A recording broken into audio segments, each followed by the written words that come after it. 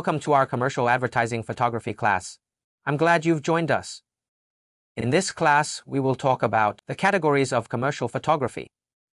Speaking of categories, let's take a look at the books related to commercial advertising photography, which help better understand how commercial photography is categorized.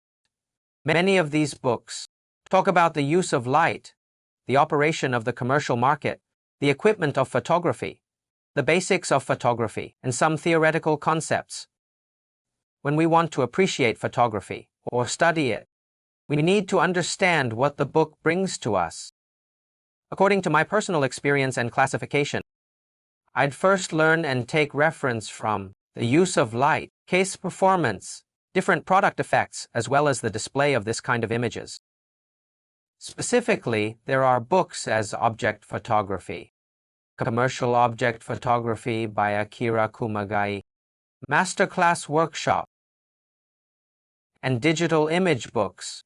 There are a lot of photos in these books so that we can learn from them. In commercial photography, the more effective way to learn is to keep shooting and express different effects.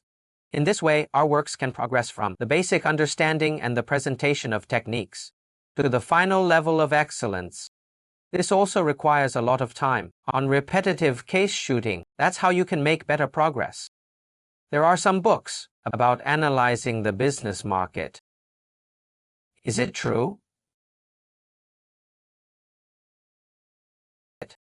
There are books that are theoretical in nature, such as the use of light in photography, the use of cameras, and the use of large format cameras.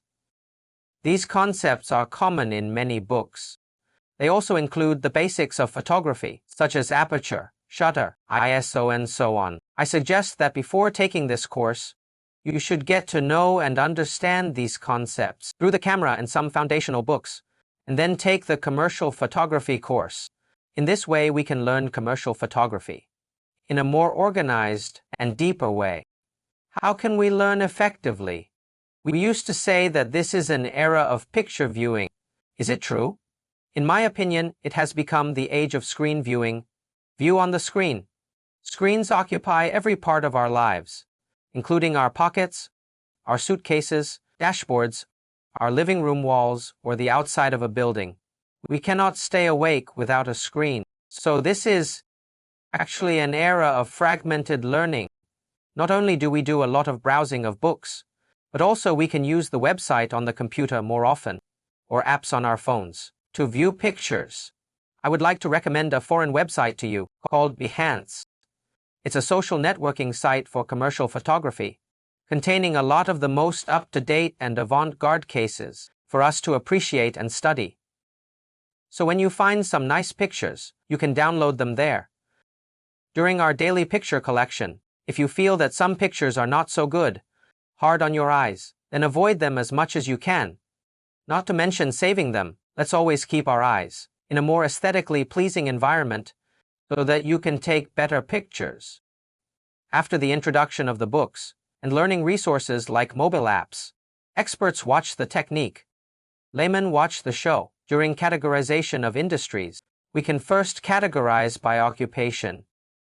In a broad sense, we follow the classification of the Commercial Photography Committee of the Chinese Photographers Association. We can categorize them into transportation, food and beverage, built environment, home accessories, object products, jewelry, sports, fashion figures, fashion magazines, panoramas, landscapes, and a lot more. Let's take food and beverage as an example. This is a fierce-looking crab. First, we can see that it's already cooked, but it still has a very dramatic look. So there are many shooting techniques in this picture. How can we present the crab in such a beautiful pose? The trick is to hang the fishing line. We can put a cooked crab into such a posture using fishing lines. With the addition of some dynamic broth, this fierce-looking crab is presented in our camera. To achieve this effect, we need to shoot effectively and add elements creatively in different categories. According to product themes, we can categorize them into jewelry, daily necessities, drinks and beverages, household appliances, food, clothing, hardware industry, and so on. Today, we covered the categorization of commercial advertising photography and the corresponding pictures. Our focus is the attributes of commercial advertising photography. Attaining a grasp of the underlying concepts and objectives, we can discern that commercial advertising encompasses four dimensions: purposiveness, timeliness, practicality, and standardization. How to understand these dimensions? Advertising photography is mainly for disseminating information and aims to achieve practical communication effects. It is characterized by well-defined marketing and promotional goals, always rooted in the market and centered around the needs of consumers.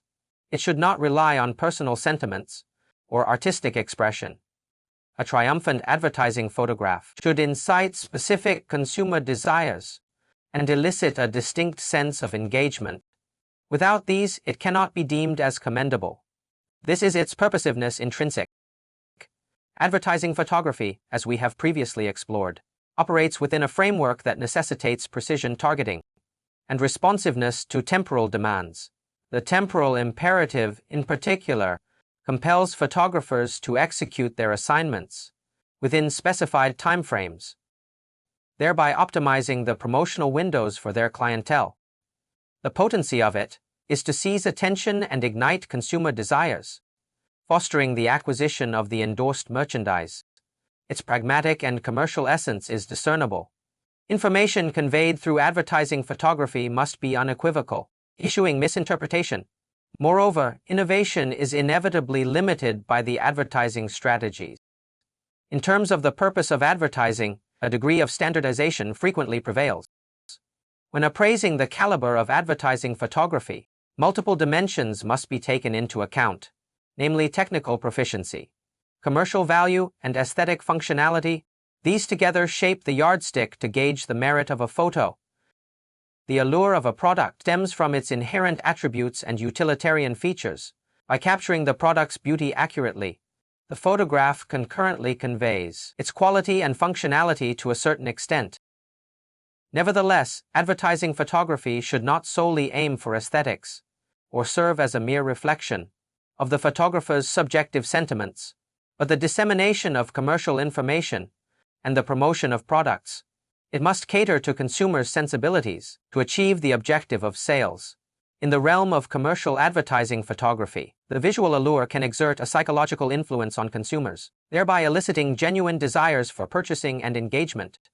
Consequently, during conceptualization and execution, we could use exaggerated rendering techniques that align with the requirements, endowing advertisements with captivating qualities and affording viewers a gratifying aesthetic encounter.